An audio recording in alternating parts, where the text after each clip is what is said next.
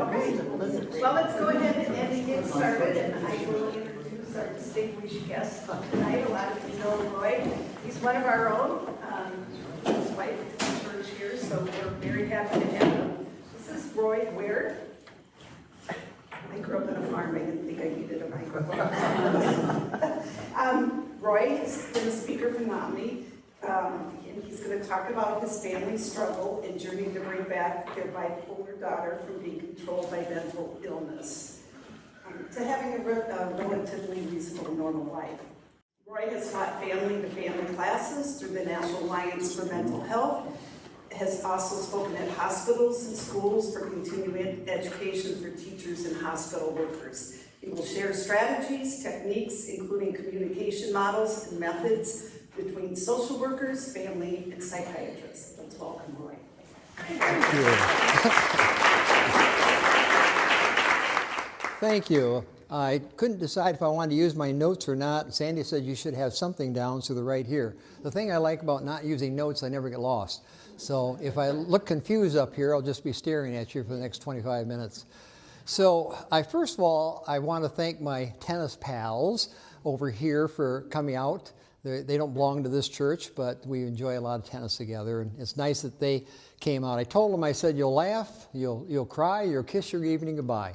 You'll laugh, you'll cry, you'll kiss your evening goodbye, and I know one of them said, well, they wouldn't want to miss that. So here they are, and also nice to see some other familiar faces from around the church, including our videographer. So I think what I'd like to do is tell you, first of all, why I'm totally not qualified to even be speaking here, because 27 years ago, I had a college degree in business from Michigan State University, and I've never had a sociology class, psychology class, biology class. I did marry a nurse, but this happened before that. So only thing I knew about, troubles and mental illness was probably the mother's fault, which I don't understand. That's kind of an insult to the dads. It could have been their faults too, Why'd mothers get all this credit?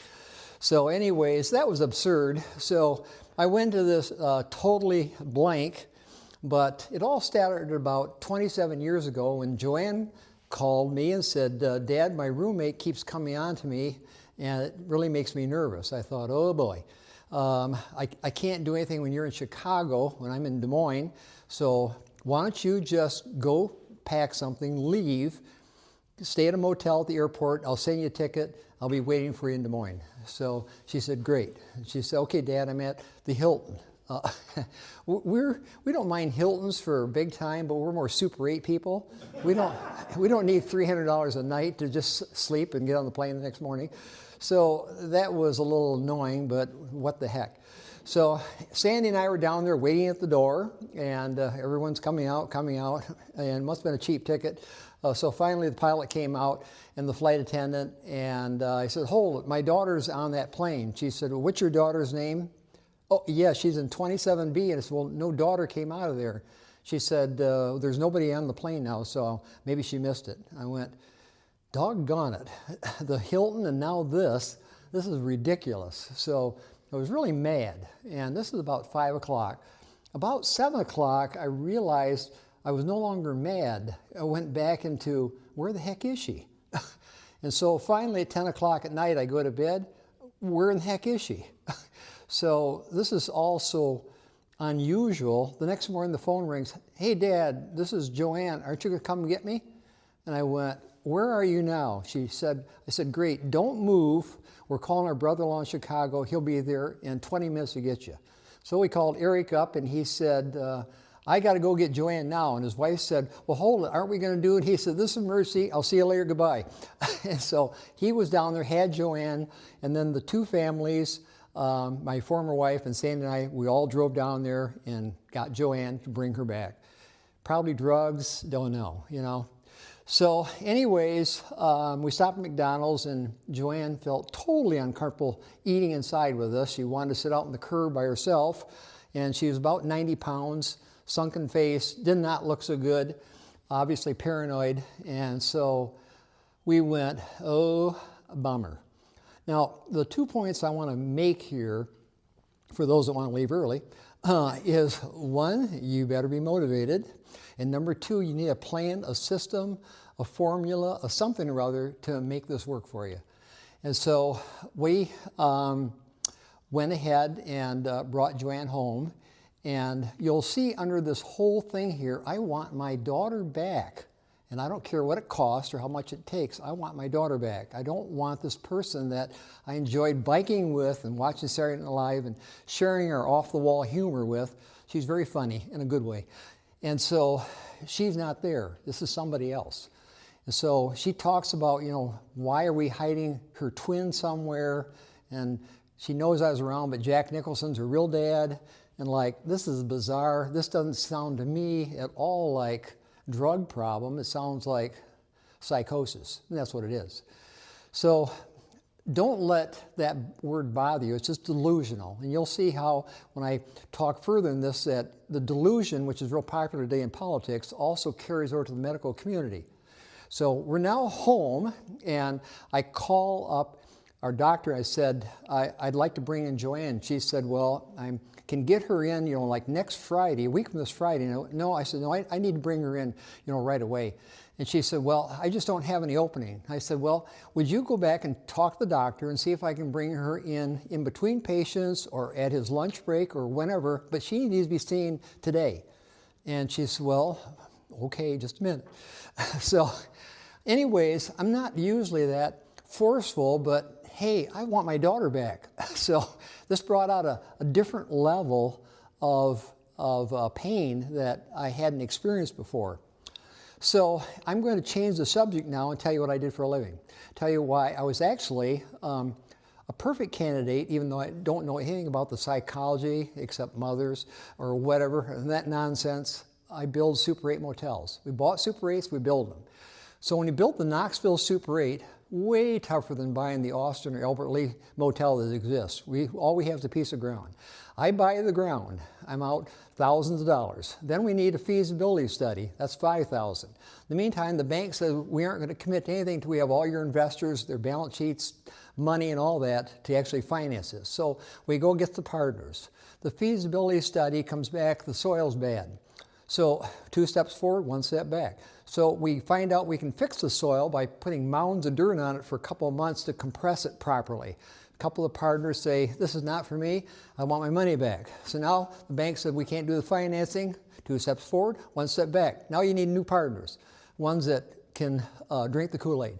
So they went ahead and got out, and I got new ones that came in, and they compressed the soil, and so we got it made now.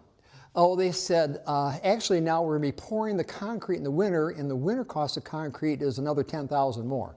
So also, your numbers now are going to be all off by the CPA because you were hoping to open in the spring, not right in the middle of January when no one's traveling. So that'll be a few more thousand for the CPA. In the meantime, the lawyers run up stuff, saying bills, whatever. Partners are dropping out. 2 steps forward, 1 step back. This is perfect for mental illness. Perfect. This is why it worked for us, because I'm used to 2 steps forward, 1 step back, endless frustration. I'm used to that. So that was sort of like, okay, we need to see Joanne. I'm not going to wait a week from Friday. How about if I bring her over, blah, blah, blah. And she comes back, so the doctor said, you can just bring her over right now. And I said, great, perfect. So we go over there, and he comes back 5 minutes and says, she needs to go to the hospital. And I said, I agree. So she goes to the hospital, and they give her Risperdal, which is an antipsychotic. And she come in there, and she says, hey, Dad, what am I here for? What's going on? I said, well, it sounds like you're having some mental health issues. She said, I wondered if that wasn't the case. And I said, well, it's amazing that you're so cognitive right now, because yesterday you were having problems with lots of stuff. And so her doctor put her on 4 times a day and a whole handful of pills, and he told us she has bipolar, and she's bipolar 1, that's the worst. Bipolar 2 is not so bad. Bipolar is the worst. I like the old word, manic depressive psychosis. And so she tends to be manic, she tends to be depressed, and she has delusional thoughts, which is also psychosis. So that was fine. That wasn't too bad. We at least now have her on medications, and hallelujah. Ooh, was I naive? So, yeah. So we go home, and she stays with us and all that, and got to bring her in a week to see the psychiatrist. And I sit out and read the Popular Mechanics. And those that you know me know I'm not rude or mean, at least I don't mean to be. I call all our balls in, right? Yeah. So when in doubt, I always say they're good. But remember, I want my daughter back, okay? That's the bottom line. And I have an expression, lead, follow, get the hell out of my way. And I know you can use that word in church because I heard pastor use it, and it's in the Bible. So that is, I'm very mild and very gentle, but if it's a goal in my daughter, get out of the way, because I'm coming through, you like it or not. So that was that first strong thing with the receptionist that said, we can get you in a week. I'm not waiting a week. I'm getting her now, or I'll call somebody else. That's simple.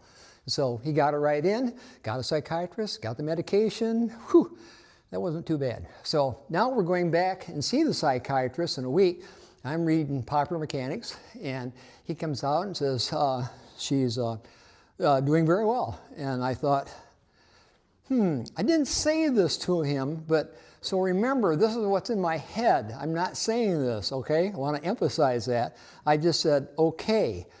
My motel building thing said, hold it. He just said she's delusional and doesn't understand reality. He diagnosed her last week, and now he's getting all the information from her. He didn't ask me anything that she sleeps 20 hours a day. All the cars driving down the road are talking about her, of course. That's logical. That's paranoia. And she doesn't relate with the family at all. So I'm glad she's doing okay, but to me, this is not having my daughter back. This is basically sad that these pills aren't snapping her out of it. Because I always heard that if you had mental illness, first thing you do is just snap it out of it, and you'll be fine. So why is she snapping out of it? I don't know, but I don't like that. So what I decided to do is write him a letter, just a short note, and tell him about what I would call I think it's the big three. It's the sleep pattern, 20 hours a day isn't good. It's the eating pattern. She eats 1 or 2 meals and they're not good, they just stuff them down. And the medication, is she actually taking it, and is she consistent, etc. I go into her apartment and I find the blue and the yellow ones on the floor. She said, I know the blue ones aren't that good, so I just took the yellow ones and I washed them off, and I left the blue ones down there because I don't like them. And I went, okay, obviously we haven't corrected the delusion. I don't even know what the blue ones or the yellow ones are. How would you know, you know? So anyways, we put them in these little plastic things rather than the bottles, because you put one out and 4 fall on the floor and kick them out of the way. And we put them in those individual things so she wouldn't mess them up. So what happens is you open Monday and you're kind of anxious, and Tuesday and Wednesday open too, and they fall on the floor. So we still have missing pills, and we don't really know which ones we missed. The ones for the mania, the depression, the psychosis. We have no accountability. We just know the results isn't good. Is it missed pills, or is it basically hasn't set up yet, or what the heck's the difference?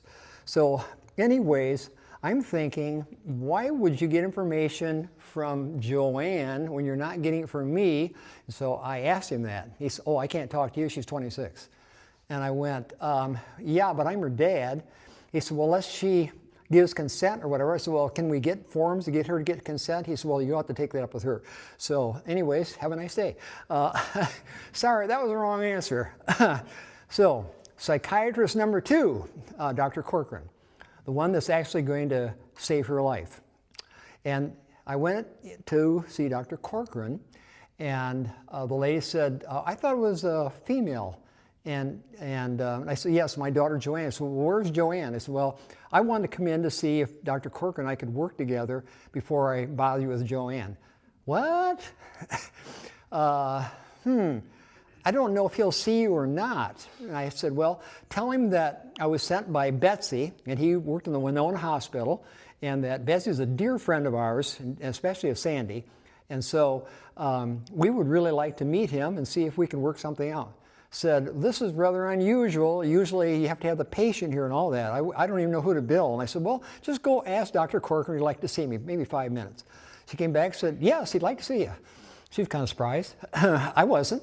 So anyways, I can't, with this microphone, give you my demo, but my demo was this. It's a triangle. Can you see that triangle? And I said, here at the top of the triangle is you, the doctor. In this corner we have the social worker that is helping her cope with her disability. In the other corner we have the family that's giving you feedback on stuff like sleeping and eating and medication and consistency and social involvement and connection and etc. And right in the center of this triangle we have Joanne. All of us are on the same page. We're all working towards the same goal. And he said, totally love it. Let's do it. And I said, now, do you have a social worker you work with? He says, yes, I do. And she communicates with me or whatever. I said, well, Joanne took a butter knife and kind of scratched her wrist, and the last doctor didn't even know about it. I have to tell him that, did you know she was kind of doing a practice slash your wrist stuff, but never had a good knife. So anyways, it would be really nice that social worker told that doctor that and not me have to tell you. This is very inefficient. And he said, totally agree, totally agree. Let's get on the bottom of this and let's get her fixed. Perfect.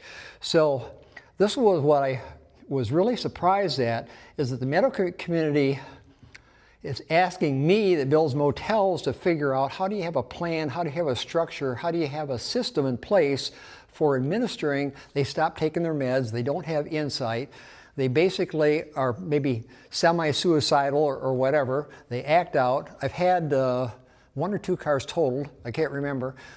Please pick her up, water an apartment. And then the one that really excited Sandy was she would light her cigarettes with a lighter, and it wasn't lighting, so she grabbed the sunny paper and lit the paper in our brand new house that she and I built together in the kitchen. Flames coming out of this newspaper, lit her cigarette. Sandy screamed and yelled, put it out. Joanne put it out in the sink and said, quit being rude to Sandy. And Sandy ran out the door in tears.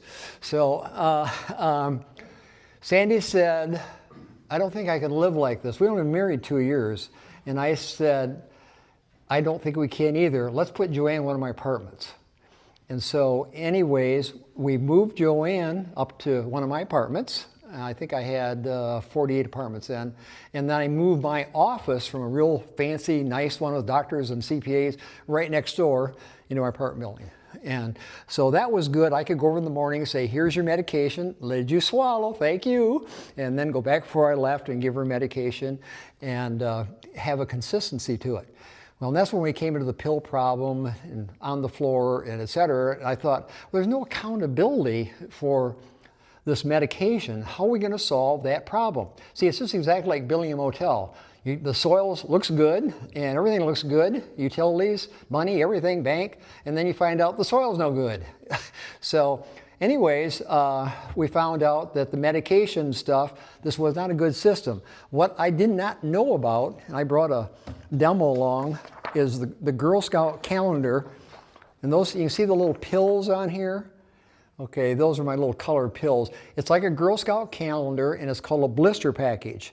And so what they do is they put them, the pharmacy, in these little packages, and then they pop out each day by pressing on it, and it pops out the back. Now, if you miss a dose, and also the new doctor changed, I said 4 times a day is impossible for us that have all our faculties. Can you make it twice a day? I said, absolutely. So we have the AM and the PM, that's it. And everything is from the blister package. You pop it out. Now, if she misses a day, we can say, oh, you actually missed last night. No wonder you're having some side effects from the withdrawal. And they aren't going to fall on the floor because you only pop out one at a time. And you have to press on it and they come out the back. I'm a pickleball player, says, I swear I was aiming for your feet. So anyways, that's what you say when it hits them someplace. So anyways, this was so vital that when one of the pharmacies said, we're not doing blister packs anymore, I looked into buying the $500 machine that did them because I was going to do them, because I was not going back to the little plastic things that we have or the bottles. I have no accountability. I don't know if they take them or not take them or whatever. Highly recommend the blister package. Called all over, found another pharmacy that would do them. That was where we're going with our medication. And they got $3,000 a month, thanks to U.S. taxpayers, that pays for Joanne's medication. So that really was a huge breakthrough. So now we have in place a plan with Dr. Corcoran where the social worker works with the family, but we still get insurance people won't talk to us. You go to get copies of records, oh, I'm sorry, she's an adult, I can't share with you. And this was holding me up. I want my daughter back. That hasn't changed. Don't get in my way for the obvious stuff. Why can't I just give you this and help me? I just need copies for stuff. I'm sorry. Bureaucracy. I found out from NAMI, I said, you can have her adjudicated a minor. And I said, well, what's that cost? And they said, $500. I said, great. So we went to the lawyer with Joanne and gave him the $500. Said, is this your wife? And I said, no, this is Joanne. Oh. And Joanne said, I trust my mom and dad, and I want you to tell the judge that they can be my mom and dad again until we're on top of this better. And she said, oh, this will be very easy then when you actually consent, because usually the patient doesn't consent, and then you have to hear why and now and blah, blah, blah. So anyways, the judge signed that right away, and every year we had to renew that. So I finally went into somebody and said, oh, I can't give you the copy. And I said, minor, I want it all. Oh, sorry, sir. So lead, follow, get the heck out of my way. I'm trying to solve a problem here. I don't need bureaucracy. People hold me up. Rules, regulations, standard procedure, anything else. I need to get it done. So that's my point number one. You better be really motivated. If you're going to give it a shot, it isn't going to work. They're not going to take their medication. The doctor's not going to call back on you. You're not going to get any feedback. And you're wondering, like one of the ladies in my family planning class said, I wrote to the doctor last year and I haven't heard a word.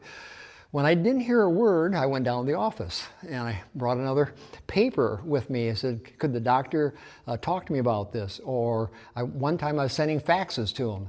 And they said, well, they didn't like faxes coming in because it looked like it was confidential. And I said, well, great, I'll just drive 20 miles on my way, come down and give you the info before you see them. You need to know what we're seeing.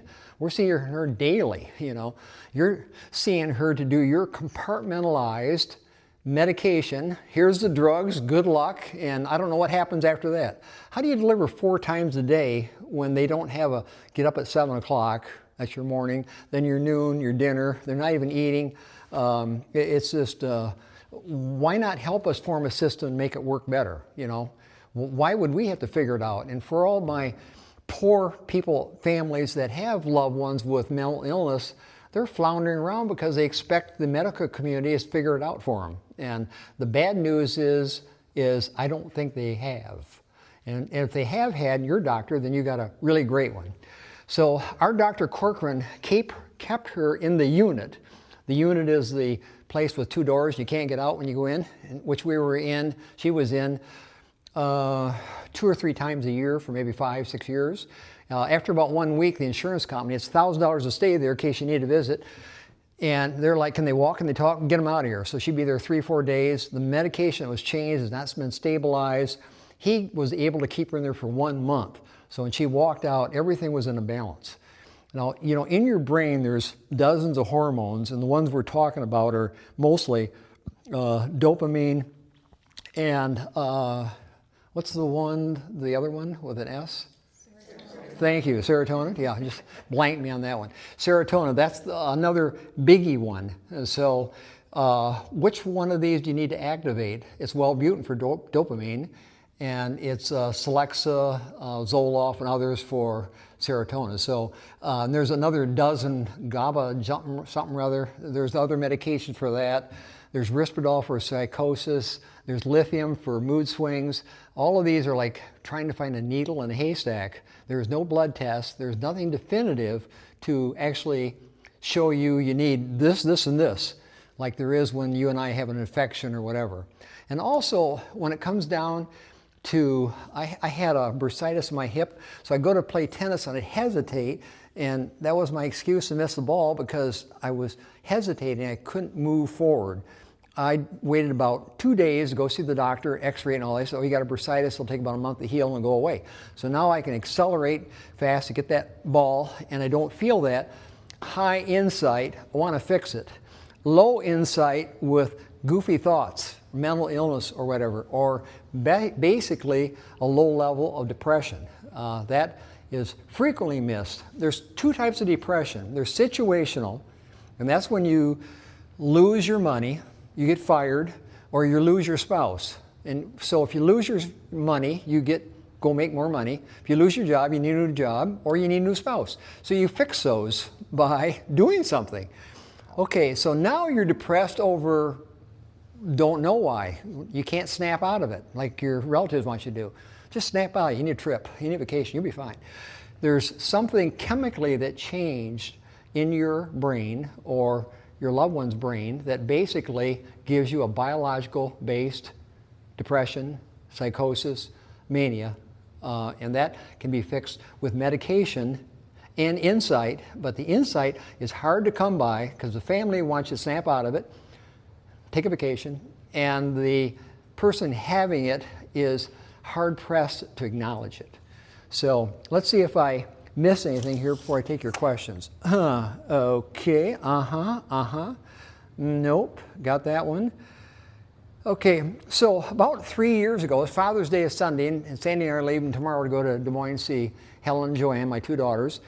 And so Joanne, about 3 Father's Days ago, said, Dad, I got a surprise for you, and that's right here. And so she sent me this. I wanted to show you this. It was a picture she had made up. She worked at Michael's, and the note on it said, Dad, thanks for saving my life. Yeah. I appreciated that. I want my daughter back. You better be motivated. You better have a plan. I did not know that other things besides mental illness also have strong denials. I kind of learned that this week. And so it's really hard to help somebody that doesn't acknowledge the limit of what is happening or have the insight to know what they could do to make it better. So if you have the wherewithal to know that, you're miles ahead of those poor souls that don't, and you can help them by keep showing them the reality doesn't agree with what they're saying. So at that point, if anyone has any easy questions, ask them. If you have hard ones, just go ahead and leave. So yes, Angie. What was the time frame, Roy, from the call in Chicago to when you felt you had your back? I would say the whole thing took us 8 years, and I think if I had support from the medical community that basically said, okay, here's what you got to do. You have to have a social worker. We need to know what you're seeing, and we'll do the medical part and all that, but we need good feedback. Dr. Corcoran was wide open for doing that, and he opened the doors to get it done. And so before we saw him, it was, maybe a couple years, and then, it's still back and forth, not take the medication, the toilet's overflowing in the apartment. I open the door, and Joanne's wearing boots. And after 3 months, entire summer of being at our house, Sandy said, why don't you put her in one of our apartments, because it's goofy having this goofy person at the dinner table every night. They just stare off into space, and they eat, and they just disrupted to our new marriage. So I said, that's a good idea. We'll put Joanne in an apartment, all that. When I went there and found all that water, all that, and I hopefully I can tell you what happened. Remember, we were so relieved to have our house back, our life back after 3 months. I called up Sandy and I said, I just have to bring Joanne home. And all Sandy said was, does she have anything for dinner? Because I can make her something. That's the kind of heart she has. Can I make her anything for dinner? So she was just there for a few days and then went back and said, we got her back on the medication. Getting on the medication, staying on it is the big trick. So did I answer your question? You did. Whatever it was. All right. Any other questions? Susan? So looking back, did she actually have some issues earlier in life that you noticed? Not really. She was, it typically hits in the 20s though. No, she really didn't. She was a normal child. She was artistic, and she has a degree from the Chicago Institute of Art.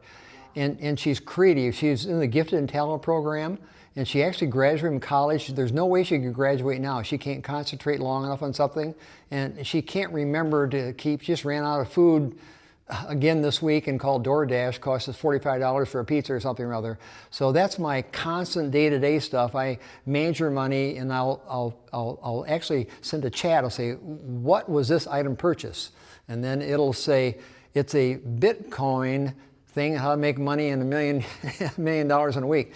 And so I'll go, we cannot afford to waste that money. So this is a constant battle on trying to get that out. But the actual time when she was really stable and we had outside resources like Scott and all that, we had a party at our house. We had Dr. Corcoran over there, Scott the social worker, mom, dad, relatives and all that to kind of celebrate Joanne's normalcy.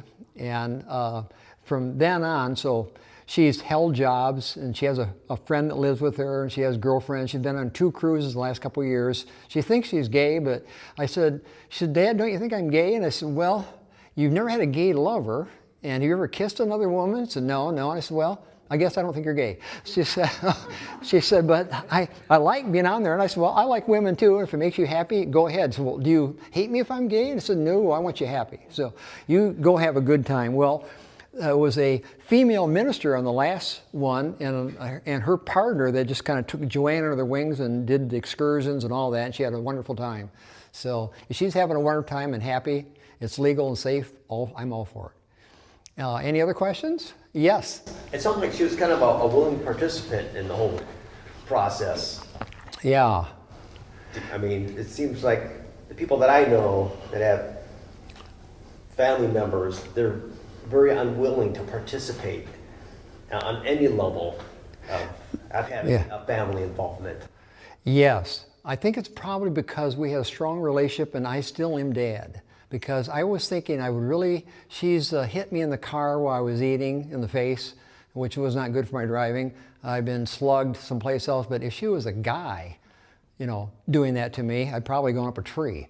So yeah, there's still, when we went down to get her in Chicago, you can't take me home, this is illegal. And I said, here's the way it's gonna work. I'm getting you on a flight, you're flying home, you're getting in the back seat. You're leaving now at 2 in the morning.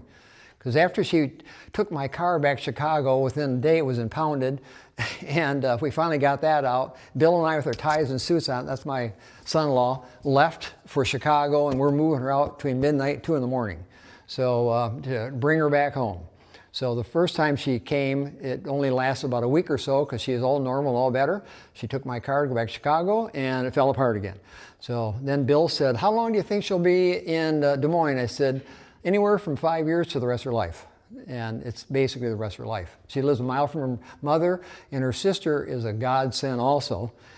She needed a new car, and Helen and Bill took the day off from work, went and got the car, took my money, bought it, and then got the plates and all that kind of stuff. So the insurance, everything's all done that would never have gotten done so smoothly. And so bless her heart.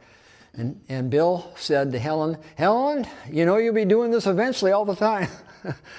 Thanks a lot. Okay, any other questions?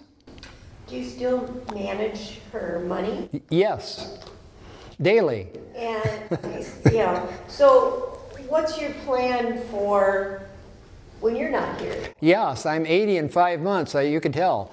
I have a son. Yeah, I don't have a plan. And I do all these things. I don't have a plan for it. That part scares me. Yeah. I mean, if she can't manage her, finance. I know it. And my son is 6'3". Wow. I'm not somebody that can pick him up and throw him in the car and say, we're gonna do this. Yeah. Right? So that's what's really scary.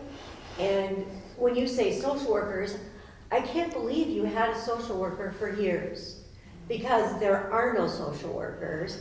And they basically are, 6 months, turnover. There's no consistency. The county It's a mess. The counties have got 2,000 people, 2,500 people waiting for some sort of evaluation. It's like, I don't even know where you find those people anymore. Well, our social worker was something like that, about 1 year. We have no contact. She's no social worker now at all. Yeah. Yeah. I mean, I just don't, we've had social workers and they've been good, but then they move on and, then there's not a new one. Or then it takes a year to kind of develop a relationship and then that's gone.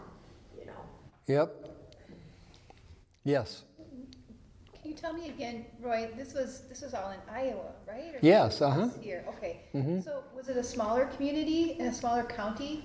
Where I know here in the Twin Cities, my stepmom lives in Glencoe, for instance, and she worked for the county.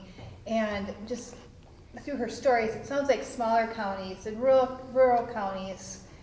Well, my mother-in-law is in a nursing home in southern Minnesota. It's night and day different from dealing with what my mom would have had in Hennepin County and somebody in a smaller county.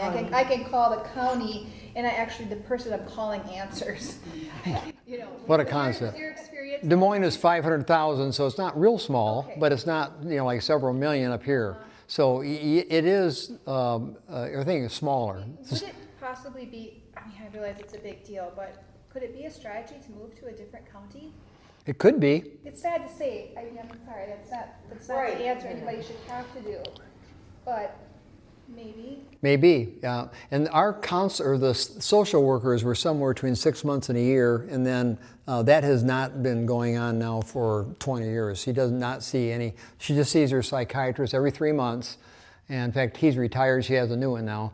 And they change hardly anything because they hit the magic mark. They will change like the antipsychotic to a more current one, where she doesn't take lithium at all anymore. There's other mood stabilizers that are better.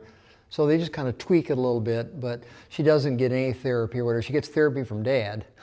And basically the therapy she gets from Dad is, man, that was good, I'm very proud of you.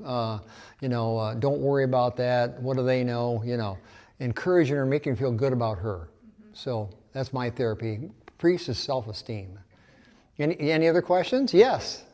At what point was she able to communicate to you exactly what she was experiencing?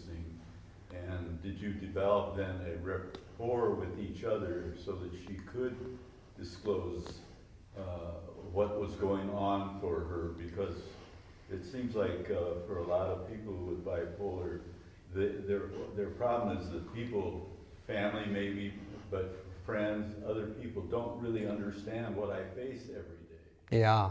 Special side effects. When was it that clicked for you? Well, one of the things that started off with is she was a very, very close personal friend and my daughter. She wasn't just a daughter. We did things together. Yes. And so that has already been established as far as going over and seeing her in college and communicating with her boyfriends and having them over, spend the night, and this kind of stuff. So there was already a real tight closeness there. So that trying to build it in a more intimate way because she now has a mental illness didn't have to happen. That was already there. And she started having insight like Sandy and I were down in Florida and she'd call about every day. And I looked at my bed down in Florida. It was all the sheets were wadded up and kind of on the floor and all that. Didn't look like I slept very well. We actually left a day or two early, came back. She said, Dad, what's going on here? I'll do push-ups, exercise. She was totally depressed, big time, and she hated the pain of it. And I said, what you're feeling is now the pain of depression, and it's the worst because you don't know where to put the Band-Aid. And she said, well, what do I got to do, blah, blah. So we got to go to the doctor, get the medication changed or whatever, and you'll feel fast real quickly here. So she's gaining insight all along, and she will call up the doctor in the last 5 years and said, hey, I've been really blue about this or whatever. I'm feeling disorganized. You think I'm falling apart or whatever? And he'd say, well, what was happening? Well, this person at work did this and that and did that. And he said, well, it sounded like a bad day at work. And so when she was working at Home Depot, she was having a bad day, and the manager said, you need to go home, Joanne. She said, well, am I fired? He said, no, you just need to go home. And she said, well, do I come back tomorrow? So I said, sure, why wouldn't you? But right now you're having a bad day, so go home. So she said, I'm not fired. I said, no, just go home. And you're not having a happy day, so why do you want to be here? So bless her heart, they knew she was bipolar and they worked with her. And she told them when she went in, she said, I need some accommodation because it hurts my disorganization. And it hurts the fact that she also saw a veteran out there and said, I just want to thank you, sir, for your service and all that. You know, what you did for our country was amazing. And the veteran's tearing up. She goes around and gives him a hug. So this at Home Depot. So all that kind of stuff really kind of touched my heart. But yes, she likes the people that she works with say, hey, I'm bipolar. I deal with it. It's not easy. And so what good insight is that, you know? But I was lucky in that we were close all along. I wasn't coming in as an uncle or somebody. So what I hear you saying is the context is important. The context of family, the context of experiences in life that your daughter had, her intelligence, her capabilities and that type of thing. All these things are in place. Not everyone has those things. They do not. And so I see you going and giving talks, in different places to help people see that they can build these if they're committed and want to do that. And that's hard for even as parents because they basically are bewildered because they assume the medical community would have already told them about these things. And once again, all I knew was building motels. That's always something. It never goes, you just do it. No, that was nothing to it. It's just always falling apart constantly. Yeah. Being self-employed for 40 years, someone said, and I thought it was kind of funny, when you're self-employed, you go out of business 2 or 3 times a year just to show you recover. So all you people that had nice cushy jobs with paychecks, that's too boring for me. So anyways, this was once again the perfect thing for putting up with the endless frustration of issues that come up from county to county or whatever. So I don't want to hold you up from ruining your whole evening. Any more questions? Oh yeah, go ahead. You talked about you wanted your daughter back, and we know after a diagnosis like this, you don't ever, they aren't quite what you expected. What helped you transition to acceptance and love for your daughter? Yes, I told myself back in the bad days, I said, I got a good cry coming soon, I deserve it. But right now I'm too busy making decisions, picking up the pieces and doing this and that to do that. So I'm going to cry someday, but not today because I got too much to do. So there's times that got to me, like when we took her to court to get her committed because she wouldn't go to the hospital. And we took her on January 1st, New Year's Day. And the hospital went, came out and said, you need to let your daughter grow up. And anyways, I'm not going to admit her or whatever. The problem is that you're basically not letting her grow up. And I went, thank you. So we took her home because she wouldn't admit herself, and we can't admit an adult. So anyways, the hospital said that'll be $300 and some dollars. Okay, I need to explain some things to you. Obviously, on January 1st, you did not have a psychiatrist there because you were covering for somebody. I knew more about psychiatry than this guy. We've been treating her for 5 years, including your hospital, and now you're billing me for somebody that should be doing something other than advising patients and loved ones. They said, don't worry about the bill. Oh, great. So once again, get out of my way if it's stupid. That was stupid. So that was the end of that. So another time, we went to the hospital. She wouldn't sign anything, so we had to have them pick her up. And the police pick her up, put her in the hospital. You have to have a trial. You have it in the hospital within like so many hours or day or whatever, a day or two. And so she gets a court-appointed lawyer, and then we get a lawyer that's by the state or county. It wasn't our own money lawyer. And then there's a judge on the phone.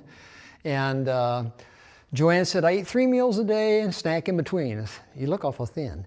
And so the judge said, Joanne, you were on medication before and it worked for you. I think you'd be happier if you just took medication. And Joanne said, okay, that's what I'll do if you want me to do it. Thanks, Judge.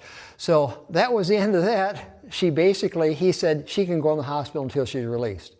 So here's the moment that got to me. Pat, my former wife, went up to our attorney and said, "Thank you for your kindness to my daughter." That got to me. You know, what am I doing in this bad drama of putting her in the hospital, taking her out, trying to figure this all up, plus wrecking my cars? So, any other question? If not, I hope some of this helps you on giving insight to other people. Basically, you have to be highly motivated. It's totally frustrating, and have a plan. And every time you have something, the pills on the floor, you change your plan. They smash your car, you have another plan. You move them around, you have another plan. And so if you have that kind of motivation, you could be lucky like we are to have a daughter that says, "Thank you, Dad, for saving my life. Thank you."